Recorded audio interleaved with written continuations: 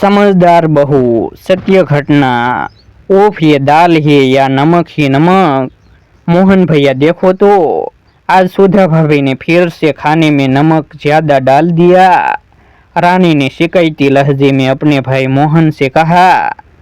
Factory से घर lunch करने आए मोहन ने भी जैसे ही पहला कोर सब्जी के साथ लगाकर खाया तो वह भी गुस्से से बोला, सुधा ये क्या है?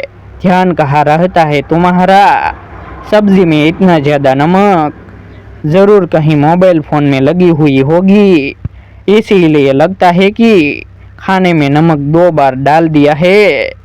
मोहन की माताजी ने भी मुंह बनाकर कहा। रसोई घर में रोटियां सेक रही सुधा सब सुन रही थी तो उसे बुरा लगा। उसकी वजह से बेकार में सबके खाने का जायका बिगड़ गया। खैर वो तेजी से फ्रिज में से दही निकालकर जल्दी से प्याज टमाटर काट कर उसे सौंक कर ले आई, जो कि बिल्कुल पनीर भुजिया की तरह झटपट बनकर तैयार हो जाता है। और सबको परोसते हुए बोली, आज इसे खाइए। और दोबारा दौड़कर रसोई घर में रोटियां सेंकने लगी। उसे अच्छे से स्मरण था, उसने सब्जी में सभी मसाले नमक तय मात्रा में ही डाले थे। फिर ये अचानक नमक का तेज होना, लेकिन ये केवल आज ही नहीं हुआ, बल्कि 20-20 में कई बार उसकी बनाई सब्जी में कभी नमक तो कभी मिर्च तेज हो जाती है, और तो और कभी पानी। तभी उसे खाने की टेबल पर बैठे सभी घर के सदस्यों के चेहरे याद आ रहे थे। सबके चेहरे या तो उतरे हुए थे या नाराज थे, मगर केवल उसकी छोटी ननंद रानी वो मुस्कुरा रही थी। कहीं इन सब शरारतों के पीछे वही तो नहीं है? पर बिना सबूत के वो कैसे मोहन या अपनी सासू माँ ससुर जी से कहे, और कोई भी भाई या माता पिता अपनी बहन बेटी की शरारत को कैसे मानेगा? सुधा ने सोचना शुरू किया कि क्यों उसकी ननंद उसके साथ ऐसा कर रही है। उसने तो वर्तमान में उसे हमेशा स्नेह ही किया है, एक छोटी बहन या एक बेटी की भांति।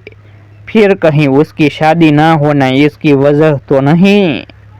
अपनी पढ़ाई के वक्त उसने एक बार पढ़ा था, जब कोई हताश होता है और अपना गुच्छा किसी पर निकाल नहीं पाता तो वह ऐसी शरारतें करके दूसरे को डांट खिलाकर अपने आप को संतुष्ट करता है। कहीं रानी दीदी भी तो बार बार शादी के लिए नकारे जाने की हताशा इस तरह मुझ पर निकाल रही हो।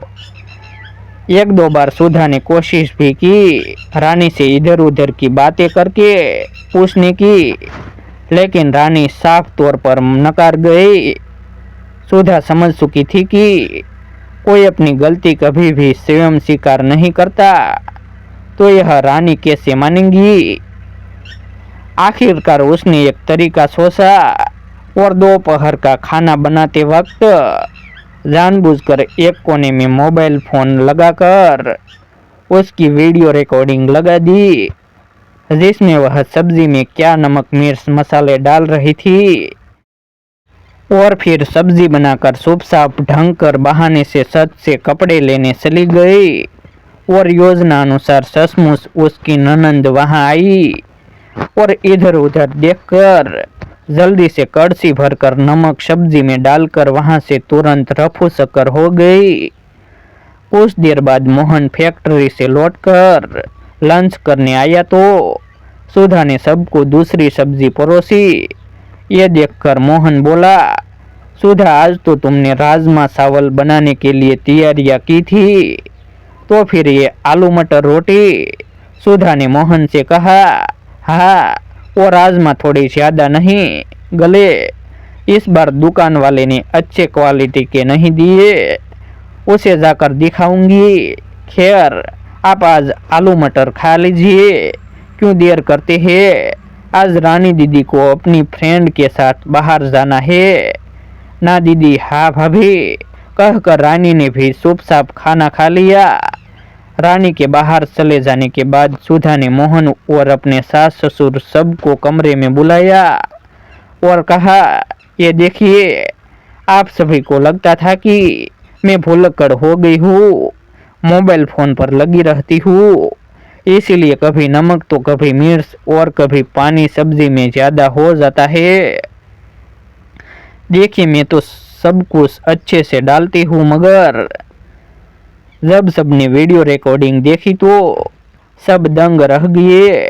तो मोहन ने कहा, तुम्हें ये सब रानी के सामने बताना चाहिए था, ताकि उसे सबके सामने।